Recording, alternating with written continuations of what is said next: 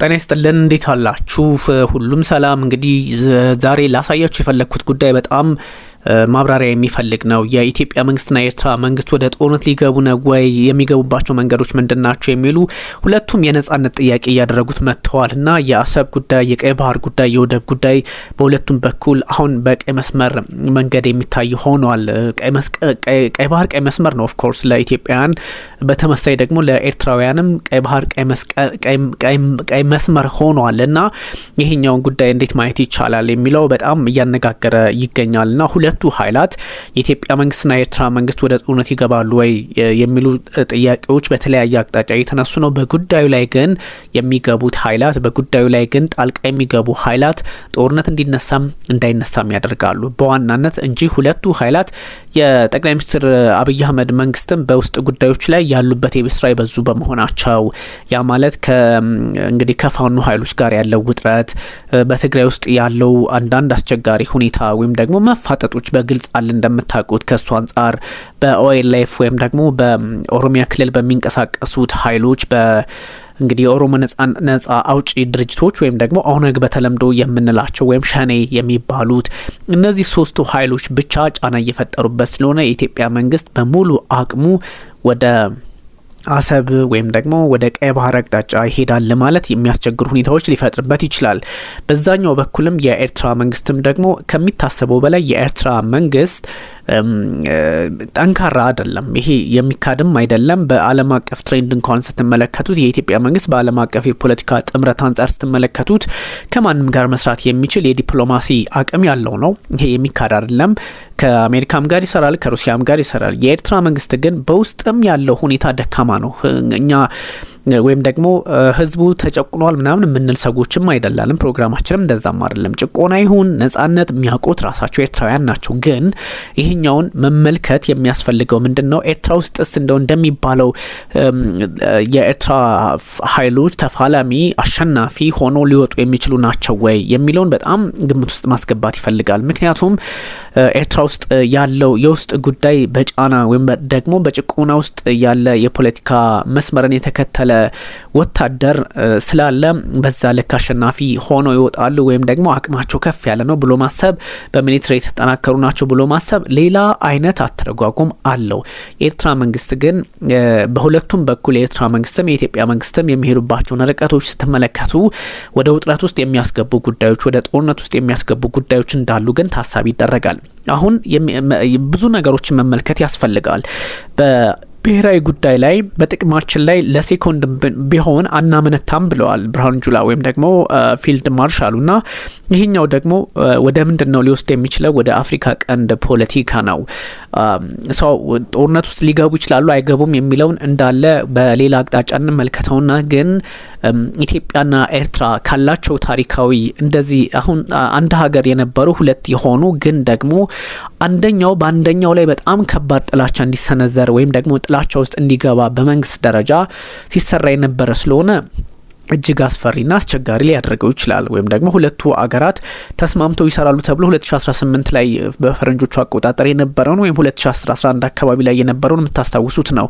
የማይሰሩበት እድል ተፈጠረ። ወዲያውኑ ነው የተፈጠረው። ስለዚህ ይሄኛው ወደ ምንድን ነው የሚወስደው? ወደ ቀይ ባህር ነው። ቀይ ባህር ሲባል ለኤርትራ መንግስት እንዴት ከምንለው በላይ ከምንገልጸው በላይ መናገር ከሚቻለው በላይ ቀይ ባህር ሲባል ልክ የኢሳያስ አፈወርቂ መንግስት መፈንቅለ መንግስት የተደረገበት ያህል ነው የሚሰማው።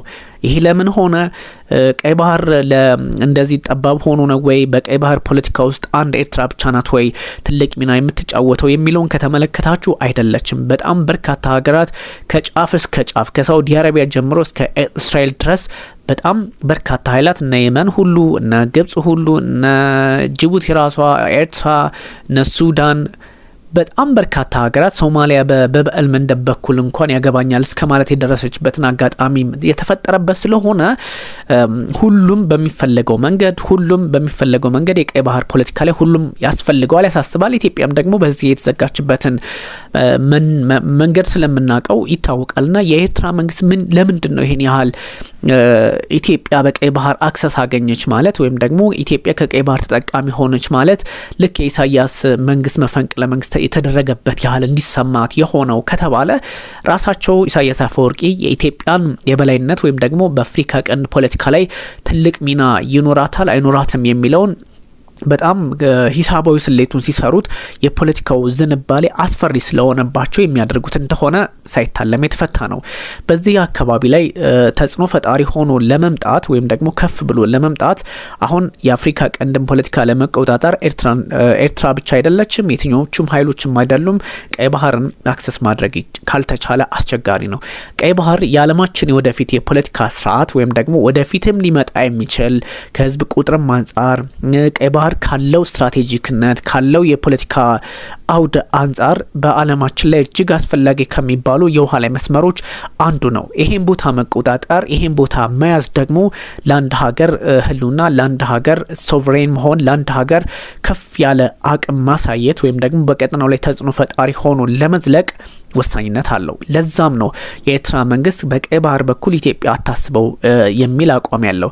ባይዞይ 60 ኪሎ ሜትር ከባህር በር ርቃ የምትገኝ ሀገር በዛ ላይ 130 ሚሊዮን ህዝብ ያላት በዛ ላይ ደግሞ 2050 ላይ እንደ መንግስታቱ ድርጅትና እንደ የህዝብ ጉዳዮችን እንደሚቆጥሩ ድርጅቶች መረጃ በ2050 የኢትዮጵያ ህዝብ 250 ሚሊዮን ሊሻገር እንደሚችል እየተነበየ ይህን 250 ሺህ ህዝብ ደግሞ አጥሮ ይቀመጣል ማለት ይሄ በእርግጥም ቀደም ሲሉ የነበሩ መሪዎቻችን የበደሉትን የኢትዮጵያን ህዝብ ድጋሚ እንደመበደል ይቆጠራል። ምናልባት አብይ አህመድ ጠቅላይ ሚኒስትሩ በኢትዮጵያ ታሪክ ትልቁን ስራ ሰርተው ሊሄዱ የሚችሉት እሳቸው እንደሚሉት የህዳሴው ግድብን ስላጠናቀቁ ወይም ደግሞ ስላስጨረሱት የህዳሴው ግድብ history always remember the king ይባላል አይደል?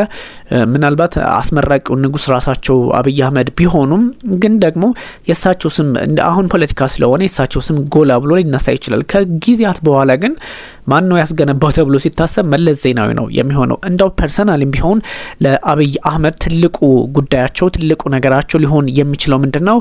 የቀይ ባህር ላይ አክሰስ ለኢትዮጵያ ከሰጡ ከምንም በላይ ታሪክ ራሱን ደግሞ ትልቁ ወይም ደግሞ ታላቁ የኢትዮጵያ መሪ ሆነው ይመዘገባሉ። ከ35 ዓመታት በኋላ ኢትዮጵያን የታፈነችውን ኢትዮጵያን ድጋሚ አስተነፈሱ፣ ነጻነት ሰጧት የሚያስብል ታሪክ ይጽፋሉ። ስለዚህ አብይ አህመድም ጠቅላይ ሚኒስትሩ በዚህ ልክ ነው አኪዳቸው ተብሎ ይታሰባል። ግን የአፍሪካ ቀንድ ፖለቲካ ምንድነው አሁን ያለው ካልን አፍሪካ ቀንድ ላይ የተለያዩ ኃይላት በኤርትራና ኢትዮጵያ ፊት ለፊት ጦርነት የማይገቡባቸው ምክንያቶች ቀደም ሲል የተነሱ ናቸው። ግን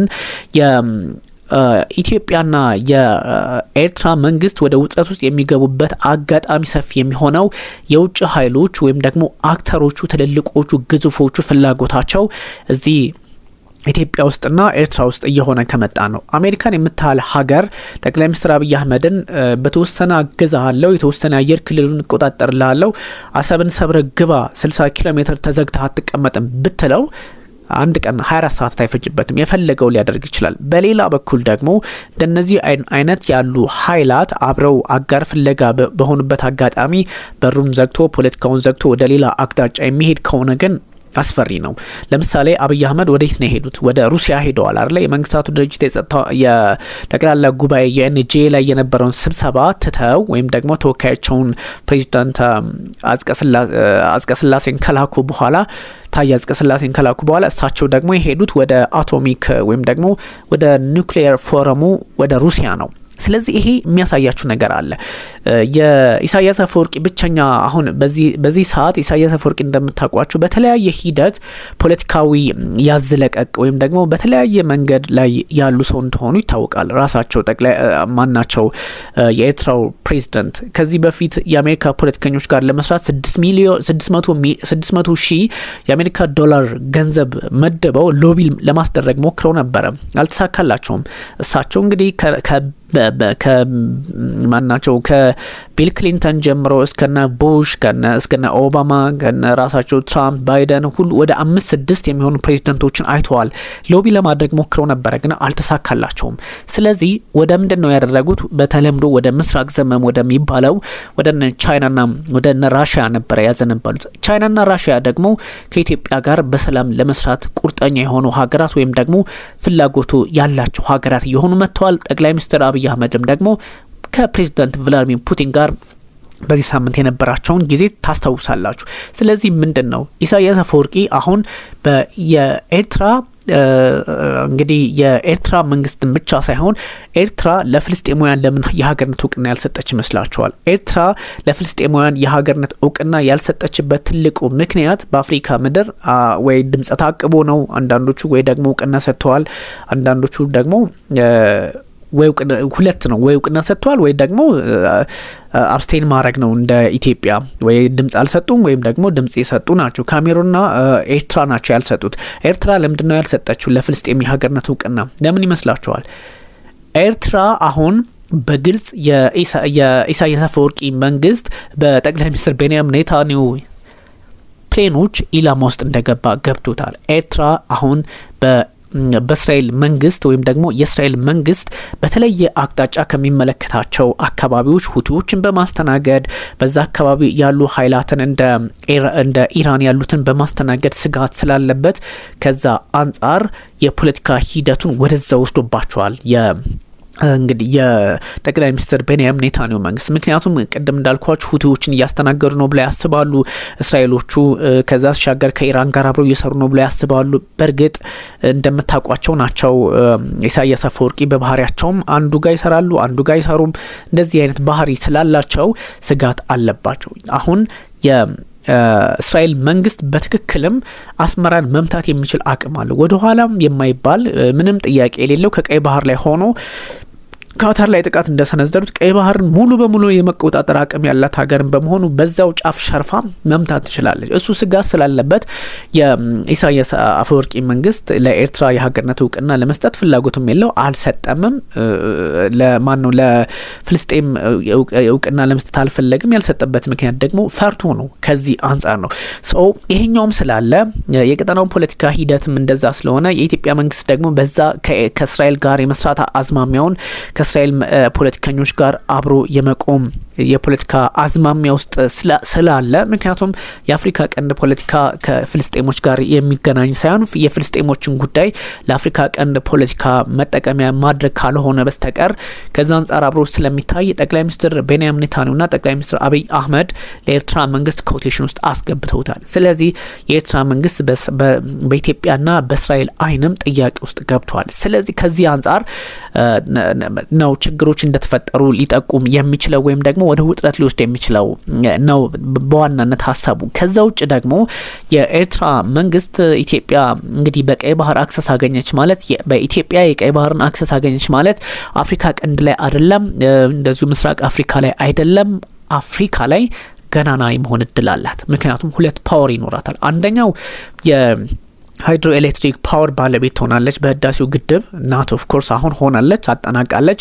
ከዛ ደግሞ ሲሻገር ወደ ሆነ መንገድ ሊወስዳት የሚችል የፖለቲካ አቅም እንዲኖራት ያደረገ እድልን የፈጠረላትን ሂደት መመልከት ይቻላል። ለምን ምናምን የሚሉ ጥያቄዎች ይነሳሉ። ስለዚህ እነዚህን ጉዳዮች ግምት ውስጥ በማስገባት ነው የአፍሪካ ቀንድ ምክንያቱም የዚህኛው የስትራቴጂነቱ ጉዳይ ስትራቴጂ ነው። ቀይ ባህር ሲባል በብዙ መንገድ ነው የስትራቴጂነቱ የሚታየው የቀይ ባህር። ምክንያቱም ቀይ ባህር ላይ ያሉት ኃይላት እነማን ናቸው ከተባሉ ራሷ አሜሪካ አለች፣ ራሷ ሩሲያ አለች፣ ራሷ እነ ሳውዲ አረቢያ አሉ፣ ወይም ደግሞ እነ ካታር ጭምር መጥተዋል፣ እነ እንግሊዝ መጥተዋል፣ እነ ፈረንሳይ መጥተዋል። እነዚህ ኃይላት ግምት ውስጥ በሚገቡበት ሰዓት ይሄኛው አካባቢ እጅግ አስቸጋሪ የሆነ መጥቷልና ከዚህ አንጻር የፖለቲካ መድረኩን በራስ መንገድ የመቃኘት በራስ አካሄድ ውስጥ የማስገባት የፖለቲካ ልምምድ ውስጥ ነው ያለው ቀጠናውና ጠቅላይ ሚኒስትር ቤንያሚን ኔታንያሁና ጠቅላይ ሚኒስትር አብይ አህመድ አብረው እየሰሩ ነው የሚል ስጋት ያለበት ኔታንያሁ ለፍልስጤሞችም ሀገርነት አልሰጥም፣ በራሴ ደግሞ የተለየ አካሄድ አለኝ የሚል የሆነ ውዥንብር ውስጥ የገባውና እነዚህ ጉዳዮች ታሳቢ እየሆኑ መጥተዋል። በአሁኑ ሰዓት ነው ብዙ ጥያቄዎች ሊነሱ ቢችሉም ይሄኛው ሌላ አይነት ደርዝ ያለው ነው። ምክንያቱም ቀይ ባህር ላይ የዓለማችን ከ12 እስከ 15 በመቶ ንግድ ይሳለጣል። ቀይ ባህር ላይ በዓለማችን ሁለት ስትራቴጂክ የሚባሉ የውሃ ላይ መተላለፊያዎች አሉ። በደቡብ በኩል በብ ኤልመንደብ አለ፣ በሰሜን በኩል ስዊዝ ቦይ አለ። እነዚህን የሚይዝ የሚያገናኝ ነው። ዓለም ላይ ካሉት 10 ሁለቱ የሚገኙት ወይም ስትራቴጂክ የሚባሉት የውሃ ላይ መተላለፊያዎች ያሉት እዚሁ ቀይ ባህር ላይ ነው። ቀይ ባህር መካከለኛው ምስራቅን ከኤዥያ ከአውሮፓ ጋር የሚያገናኝ፣ አፍሪካን እንደዚሁ ከኤዥያ ጋር በጠቅላላው አፍሪካን ከኤዥያ ከአውሮፓ ከተለያዩ ኃይላት ጋር ሊያስተሳስር የሚችል ከቀይ ባህር ተነስተን ወደ ታች ስንወርድ እንኳን ወደ ከቀይ ባህር እየተነሳን እንደዚሁ እንትን እያለን አክቹሊ የካርታ ነገር ስለሆነ ወደ ላይ ሊሆን ይችላል። ከቀይ ባህር ተነስተን ወደ በበብ ኤልመንደብ ህንድ ውቅያኖስ ምናምን እያለን ወደ ሆርሙዝ ሰርጥ ጥቁር ባህር እያለን ሜዲትራኒያን ባህር እያለን ዓለምን የምንዞርበትን ትልቅ ዓለም አቀፍ ስትራቴጂ የያዘ ቦታ በመሆኑ ከዚህ አንጻር ደግሞ ኢትዮጵያ እዚህ ላይ ጫናን ወይም ደግሞ አቅም እንዲኖራት አይፈለግም። የማይፈለግበት ምክንያት ደግሞ አይደለም ለኤርትራ መንግስት አይደለም ለሌሎች ለጎረቤት ምናምን ወይም ደግሞ ኢትዮጵያ ሁሌ ችጋራም ወይም ሁሌ ድሃ ሆና እንድትኖር የሚፈልጉ ኃይላት ማንም ቢሆን ኢትዮጵያ እዚህ ላይ ከፍ ካለች አስቸጋሪ ነው የሚሆነው። ምክንያቱም ትልቅ ፓወር አለ። 130 ሚሊዮን ህዝብ ያላት አገር ናት እና 2050 ላይ የተደረገ ጥናት ነው የኢትዮጵያ ህዝብ ከ200 ሚሊዮን ይሻገራል ተብሎ በ2050 የተደረገ 2050 ላይ ሊሆን እንደሚችል የተቀመጠ ሀሳብ አለ። ስለዚህ ኢትዮጵያ ምንድነው መጥቶ ይሄን ህዝብ በራሱ ጊዜ ገንፍሎ ከሚወጣ አሁን የባህር በር ፈልጋ መቀመጥ እንዳለባት ይነገራልና ለዚህ ነው እነ ኢሳያስ አፈወርቂ የሚሰጧቸው መግለጫዎች ወደ ኋላ ቸልተኛ ሆነዋል። ኢሳያስ ይተኩሳል፣ ወደ ኋላ አይልም። ኢሳያስ በባህሪያቸው ወይም ደግሞ ኢሳያስ አፈወርቂ አሁን የኢሳያስ አፈወርቂን ባህሪ መናገር ይቻላል። የአብይ አህመድን ባህሪ ምንድነው ቢባል የአብይ አህመድን ባህሪ ደግሞ የቅርብ ጊዜ ናቸው። የኢሳያስ አፈወርቂ ግን ከጎረቤቶች ሀገራት ያላቸውን ግንኙነት የሚታወቅ ነው። የመንን ተዋግተዋል። የመንን ተዋግተዋል በሆነ ድንበር ጅቡቲን ተዋግተዋል። ከዛ ሲሻገሩ ደግሞ ከጅቡቲ ውጪ ኢትዮጵያን ጋር ተዋግተዋል፣ ሱዳን ጋር ተዋግተዋል። እነዚህ ጋር ሁሉ ሲዋጉ ግን የጦርነቱ ቀስቃሽ ራሳቸው ኢሳያስ አፈወርቂ ናቸው። ላለፉት 35 ዓመታት ከጦርነት ጋር ነው እንግዲህ ጦርነት ውስጥ ናቸው። ይሄኛው ትሬንድ ስላላቸው ጦርነት የመቀስቀስ አጋጣሚና እድል እንዳላቸው ይነገራል። ግን የኤርትራ ወደ ኋላ ስንመለስ በተለይም ይሄኛው ግን ቀይ ባህርን በጣም ዓለም ትኩረት የምትሰጥበት ወይም ደግሞ ዓለም ብቻም ሳትሆን ኢትዮጵያ በትልቅ ትኩረት የምትሰጠው የሁለቱ ኢትዮጵያ ውስጥ ትልቅ ስም ያላቸው ክርስትናና ሙስሊም ወይም እስልምና እነዚህ እምነቶች የመጡት በየት በኩል ነው? በቀይ ባህር በኩል ነው። በቀይ ባህር በኩል የመጡ ናቸው። ቀይ ባህር ሲባል እንደዚህ የኢትዮጵያ የሃይማኖት ጉዳይም ነው፣ የኢትዮጵያ ሉዓላዊነት ጉዳይም ነው፣ የኢትዮጵያ ስትራቴጂክ ጉዳይም ነው። እነዚህ ቅድም ያልኳችሁ ሪሊጂየስ ፐርፐዝ አለው ያልኳችሁ ቀደም ሲል የነበሩ ነገስታት እንኳን ወደ ኢትዮጵያ እስልምናና ክርስትና ሲያስገቡ በቀይ ባህር በኩል ነው የመጡት። በየትም ሊመጡ አይችሉም። ስለዚህ ይሄን ነው ዘግቶ ያስቀመጡት። ከዛ እንግዲህ የራሳችን የፖለቲከኞች ጥፋት ናቸው። I think they were illegal ሌጂቲሜት አልነበሩም። ኦፍ ኮርስ በቀይ ባህር ላይ እንደዛ አይነት ፍርድ ሊፈርዱ የሚችሉ ሰዎች መሆንም አልነበረባቸውም። የኢትዮጵያ ህዝብ በጦርነት ነው ያመጣቸው። የኢትዮጵያ ህዝብ አልመረጣቸውም ነበረ በወቅቱ። ጠቅላይ ሚኒስትር የቀድሞ ጠቅላይ ሚኒስትር ማናቸው መለስ ዜናዊ ባህር አልባ አድርገዋት ሄዱ። እሳቸው በኢትዮጵያ ታሪክ ትልቅ ሚና ያላቸው የህዳሴውን ግድብ ያስጀመሩ እንደዚሁም ደግሞ በዓለም አቀፍ መድረክ ላይ ጥሩ ስም እንዲኖራት ያደረጉ መሪ ናቸው። ምንም ጥያቄ የለውም። ከዛ አንጻር ስማቸው በጥሩ በበጎ የሚነሳላቸው ሰው ናቸው። ግን የዚህኛውን ጉዳይ ደግሞ ስናነሳ ብዙዎች ምንድነው እየተፈጠረ ያለው በሚል ጥያቄ ያነሳባቸዋል። ኦፍ ኮርስ ሊነሳባቸውም የሚችሉ አጋጣሚውን ፈጥረዋል እና 60 ኪሎ ሜትር ላይ ይሄን 130 ሚሊዮን ህዝብ 60 ኪሎ ሜትር ላይ ምግብ እየተበላ ወይም ደግሞ ባህር ኖሮ በዓለም አቀፍ ህግም 60 ኪሎ ሜትር ድረስ ሄዶ በታሪክም በእምነትም በምንም ኃላፊነት ያለባት አገር እሱን ዘግተህ አገር አትሆኝም ወይም ደግሞ አገር ትሆናለች ማለት የዋህነት ነው። ከዚህ አንጻር አብሮ የመጣ ነው። የኤርትራ መንግስት ስጋቱ አብሮ መስራት አይደለም። የኤርትራ መንግስት እደራደራለሁ የሚል ሀሳብ ሰጠ በሚል የአሜሪካ ልዩ መልእክተኛ በዚህ በአፍሪካ ጉዳዮች ላይ የሚሰሩ አንድ ከፍተኛ ሴናተር ሀሳብ ሰጥተው ነበረ። ከዛ ጉዳዩ ተቀለበሰና ሌላ መልክ ያዘ። ምንድነው የሚል ጥያቄ ተነሳ። ከዛ እንደውም እዚህ ሀገር ያሉት ተወካይ የኤርትራው ምንድነው የምታወሩትኛ በቀይ ባህር ጉዳይ ላይ ምንም ደማችን ጠብ ቢል አንደራደርም፣ ደማችን ጠብ ቢል አንደራደርም የሚል አቋም አነሱ። ለምንድነው ደማችሁ ጠብ የሚለው? this is diplomacy እናንተም ተጠቀሙ እኛም ተጠቀሙ ባይዘው የኤርትራ መንግስት ቦሌ ኤርፖርትን ሙሉ በሙሉ የህዳሴው ግድብን ሙሉ በሙሉ ውሰድና በቀይ ባህር በር ስጡኝ ወይም ደግሞ ኢትዮጵያ መተላለፊያ ትፈልጋለችና የተወሰነ መተላለፊያ ስጡኝ ቢባሉ አይ ይቅርብኝ ነው የሚለው ምክንያቱም ይሄ ታሪካዊ መቀኝነትም ልንለው እንችላለን በታሪክ እጅግ አስቸጋሪ ሆነ አቋም ነው ያላቸው ኢትዮጵያ በዚህ አካባቢ መምጣቷ ለኤርትራ መንግስት not the public ህዝቡን አይደለም ለኤርትራ መንግስት ስጋት የሚሆንበት ኢትዮጵያ ሁሌ ታስራ የጂኦግራፊ እስረኛ ሆነ እንድትኖር የማድረግ ፍላጎት አለ not only እነሱ ባይዞይ ለኢትዮጵያ ጥሩ ጎረቤቶች ሊባሉ የሚችሉትም እንደነ ጅቡቲ ያሉት በዚህ በኩል ኢትዮጵያ መስመር እንታገኝ አይፈልጉም የማያገኙበት ምክንያት አንደኛው የማይፈልጉበት ምክንያት እንደምታውቁ 6-7 ቢሊዮን ገንዘብ ወይም ደግሞ የኢትዮጵያ ከ96% በላይ በባህር ላይ ሊገቡ የሚገባቸው ምርቶች የሚገቡት በጅቡቲ በኩል ስለሆነ ያን ማጣት ስለማይፈልጉም ጅቡቲም አትፈልግም ሶማሊያ አሁን ስለተሸበረች ሶማሊያ ጭንቀቱ ስለሆነች ኢትዮጵያ የሆነ ነገር ብታገኝ አይቸግረኝም ችግር የለውም አለች እንጂ ኢትዮጵያ ሁሌ ችጋራም ሆነ እንድትኖር ደሃ ሆነ እንድትኖር ይፈልጋሉ የሱዳን ፖለቲከኞች አላቀመና መሐመድ ሐምዳን ዳገሉ እንጂ ይሄኛው ከናርሲሲ ጋር የሚሰራው ጀነራሉ አብዱል ፈታህ አልቡርሃን እሳቸው ደግሞ ኢትዮጵያ ሁሌም ቢሆን ችግር ውስጥ ሆና እንድትቀጥል የሚፈልጉ ሰው ናቸው እና ይሄኛው ሌላ መልክ ያለው ሌላ ደርዝ ያለው ሌላ አስፈሪ ሁኔታ ያለው ሆኖ ነው የተመዘገበው ስለዚህ ምንድነው ሊሆን የሚችለው ከተባለ ኢትዮጵያ ሳይወድ በግድ ሰብራ መውጣት አለባት የሚል አቋም ኢትዮጵያ ሰብራ መውጣት አለባት የሚል አቋም በሰፊው እየተነሳ ይገኛል ኢትዮጵያ ሰብራ የምትወጣው ወዴት ነው ብሎ የሚጠይቅ ሰው ሊኖር ይችላል ኢትዮጵያ ወዴትም አቅጣጫ ሰብራ የመውጣት አቅም እንዳላት ማሳየት አለባት ሚኒስትሪው በዛ ልክ ራሱን ማየት እንዳለበትም ይነገራል ለዛም ነው የኢትዮጵያ መንግስት በዚህ ልክ ሐሳቡን ያጋራን ወይም ደግሞ we are ready አይነት ነገር ኢትዮጵያ ዝግጁ መሆኗን የሚያሳዩ ሐሳቦች ይወጡ የሚገኙት ከዚህኛው ከብሔራዊ ጥቅም አንፃር የተቃኙ ጉዳዮች በመኖራቸው ነውና ይሄኛውን ታሳቢ ማድረግ ዓለም ያስገድዳታል ባይዞይ በ1941 ከኢጣሊያ የቅኝ ግዛት ነጻ የወጣች ሀገር ናት እንግዲህ ኤርትራ በዚህ ልክ ነጻ ስትወጣ እንግዲህ ከ50 ዓመታት በኋላ ከግማሽ ክፍለ ዘመን በኋላ በፈረንጆቹ አቆጣጠር 1991 ያውኛ ጋር 85 አካባቢ ነጻ ወጣው አለች ስንቴ ነው ነጻ የምትወጣው ኤርትራ ስንት ጊዜ ነጻ ትወጣ this is the question አንደኛ ኢትዮጵያ ሰብራ መውጣት አለባት የሚለው ትልቅ ጉዳይ ነው ወይም ደግሞ እስከ መቼና በምን አጋጣሚ ነው ይሄ ጉዳይ ሊታይ የሚችለው የሚለውንም ማየት ያስፈልጋል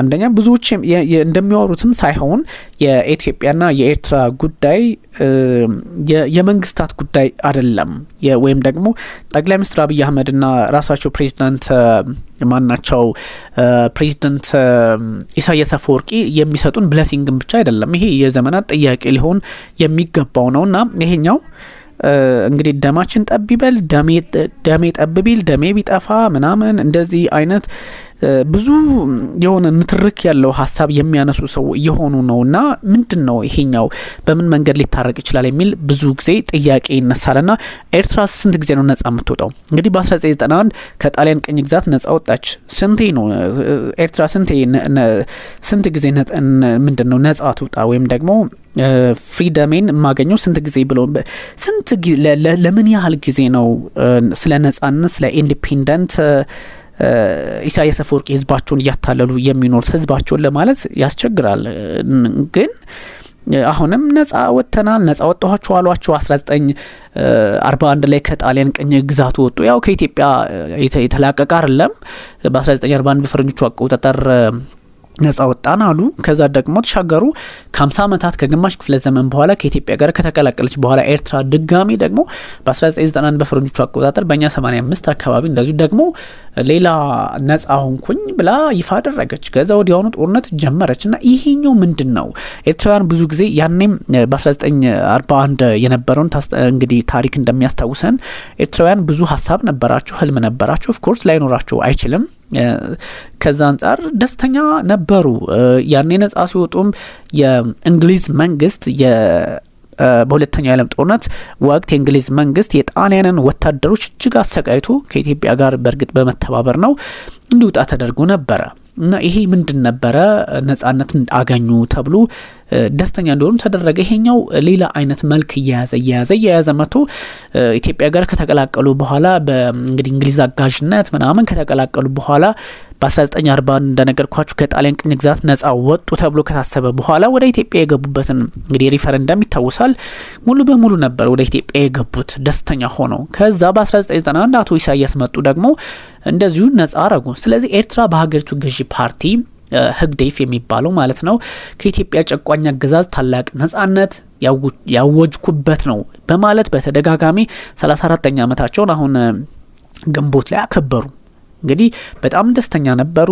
እልልታ ነበረ። በጣም ብዙ የሜዲትራኒያን ባህርን ሲቀዝፉ የነበሩ በርካታ ኤርትራውያን ያለቁበትን አጋጣሚ በዓሉ፣ ድግሱ ምናምን ብዙ ጉዳዮች የሚታዩበት እድል ነበረ በዛ በሰዓቱና ይሄኛው ብዙ መልክ ኖረው ከዛ ምንድነው የሆነው ህግዴፍ የሚባለው የኤርትራ ገዢ ፓርቲ ማለት ነው ወይም ደግሞ ህዝባዊ ግንባር ለዲሞክራሲና ለፍትህ ነው የሚሉት። እኔ ይሄ ዲሞክራሲ ያስቀኛል። ኤርትራ ውስጥ ዲሞክራሲ አለ ወይ?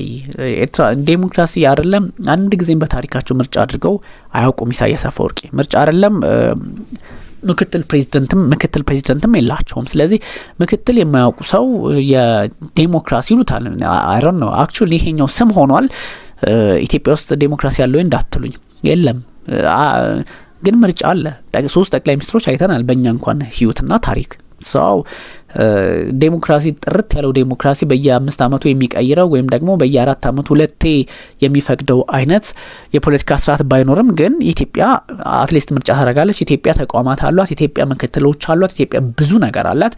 አይገናኝም ከኤርትራ ጋር። ኤርትራ 0 ኢትዮጵያ 100 ብንል ትክክልም ነው፣ ምንም ጥያቄ የለውም። ታውቁታላችሁ ሁላችሁም።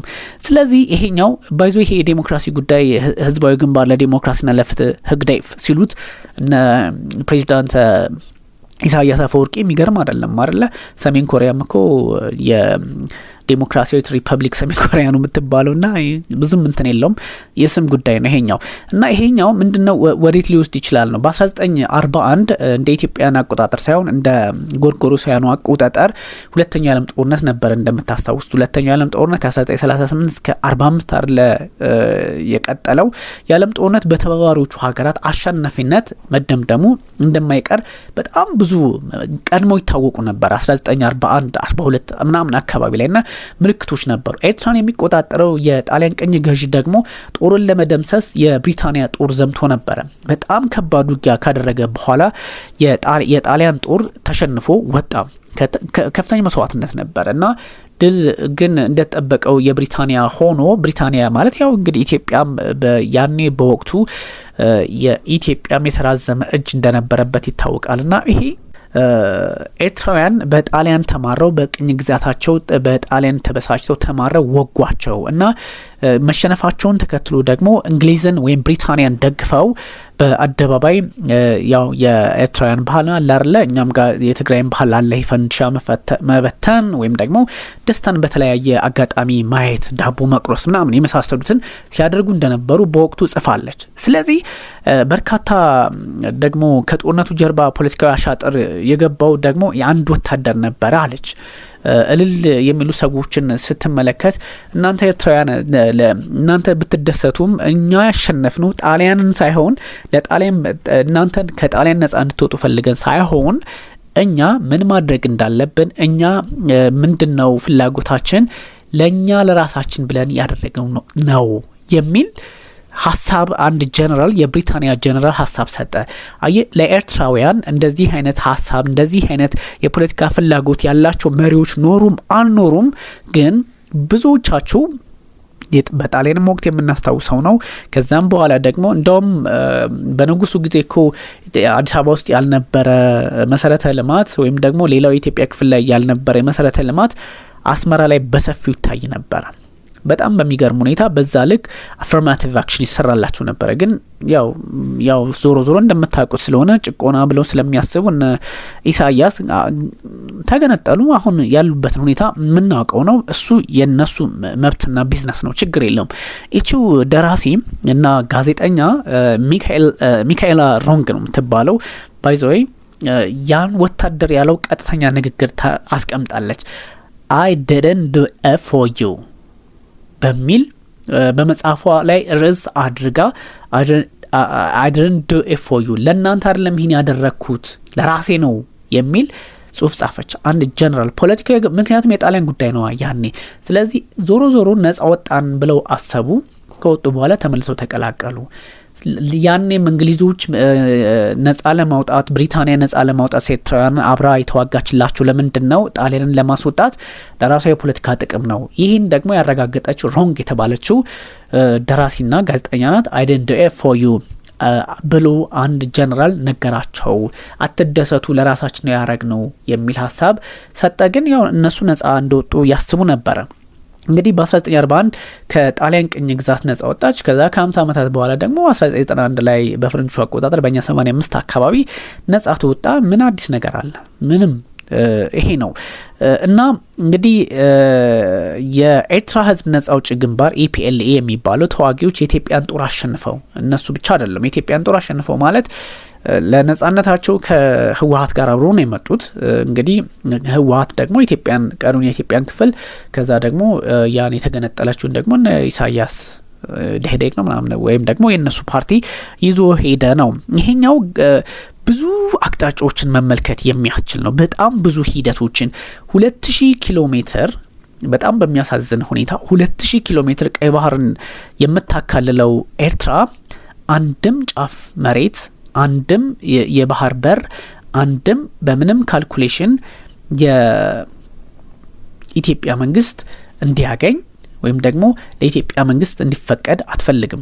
በጣም በሚያሳዝን ሁኔታ የኢትዮጵያ መንግስት ከዚህ ቀደም የነበሩት በሚያሳዝን ሁኔታ እና ጠቅላይ ሚኒስትር መለስ ዜናዊ 2000 ኪሎ ሜትር ቀይ ባህርን እንደዚህ ጫፍ ካርታውን እንደምታውቁት በጣም ጫፍ እስከ ጫፍ ከሰጧቸው በኋላ ኢትዮጵያን የጂኦግራፊ እስረኛ ካደረጉ በኋላ ከፈለጉ ግመል ይሰሩበት ከፈለጉ እንከባለሉበት ከፈለጉ እንደዛ ብሎ ነገር አልነበረም።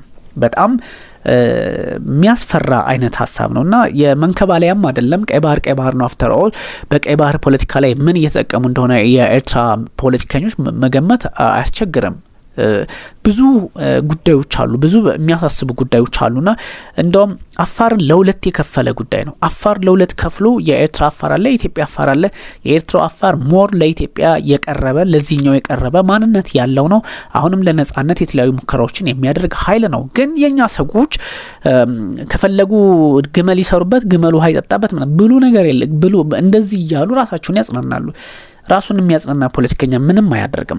ራሱ ስተቱን በማጽናናት ወይም ደግሞ ራሳቸውን የሚያጽናኑ የኢትዮጵያ ፖለቲከኞች ነበሩ። ይሄኛው በምንድነው የኢትዮጵያ ፖለቲከኞች ራስን ማጽናናት ራስን የሚያጽናና የኢትዮጵያ ፖለቲከኛ ምንድነው ጥቅሙ ለኢትዮጵያ? በጣም በሚያሳስብ በሚያስፈራ መንገድ ራሳቸው ያመጡትን ጣጣ ራሳቸው ስተት እንደሆነ ራስን የማጽናናት ፖለቲካ ውስጥ ገቡ። ግን ማንም የሚሰማቸው የለም።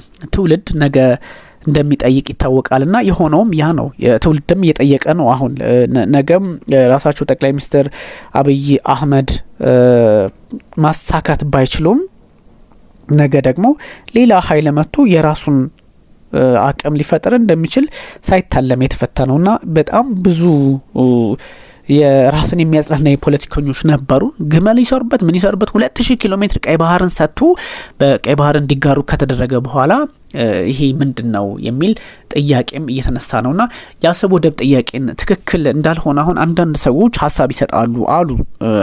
የመከላከያ ሚኒስቴር ያወጣው መግለጫ ነው እና ለመቀላመድ መሞከር ባንዳነት ነው።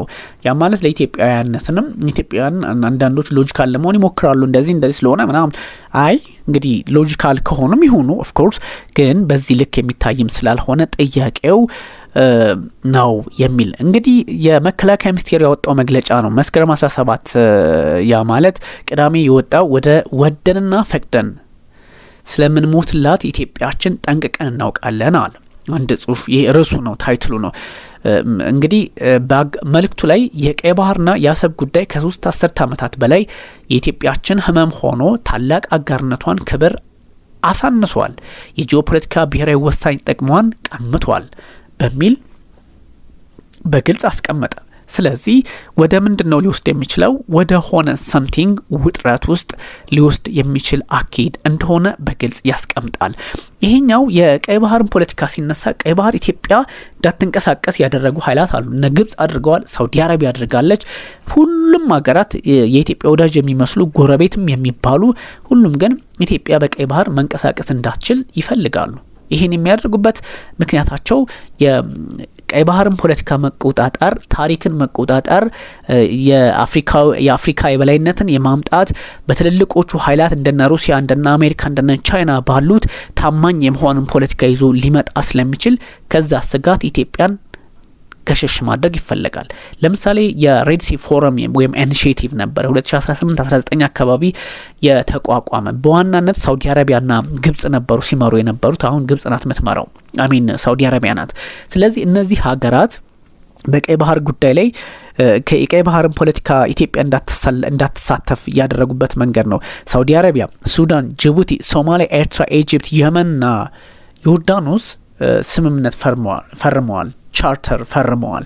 በተለይ ደግሞ እነ ሶማሊያ የመሳሰሉ ሀገራት አያገባቸውም፣ ቀይ ባህርን አይጋሩም። ባይዘው የቀይ ባህርን የሚጋሩ ሳይሆኑ እነሱ በህንድ ውቅያኖስ ናቸው፣ በበዕል መንደብ ውስጥ ነው ያሉት። ግን ያው ዞሮ ይነካካሉ። ኤኒዌይ ግልጽ ነው።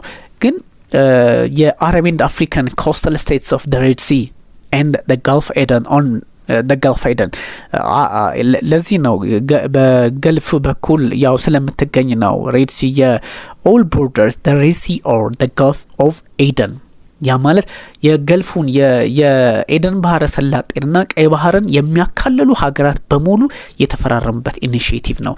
ይሄ ሁሉ የኢትዮጵያ ጎረቤቶችን ይነካል። ጅቡቲ አላት፣ ሱዳን አላት፣ ሶማሊያ አላት እና ኤርትራ አላቸው እና ምናምን ጠላቶቹ የሚባሉት እና ግብጽም ሁሉም አላቸው። ኢትዮጵያ ከዚህ ገለል ተደርጋለች።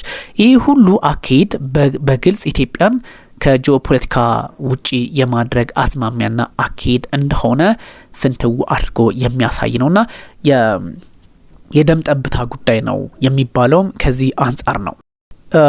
በዚህኛው አጋጣሚ ምናልባት ሁኔታዎችን ወደ ሌላ መልክ ሊለውጡ የሚችሉ የአሰብ ጥያቄን በተመለከቱ የሚነሱ ሀሳቦችን እንደዚሁ ግምት ውስጥ ማስገባት በቀላሉ ኢትዮጵያ ጊቭ አፕ እንደማታደርግም የሚያሳይ ነው። ይሄ የታሪክም ብቻ ሳይሆን የዓለም የፖለቲካ ሂደትም ስርዓትም የሚፈቅደውም ይሄ ነው።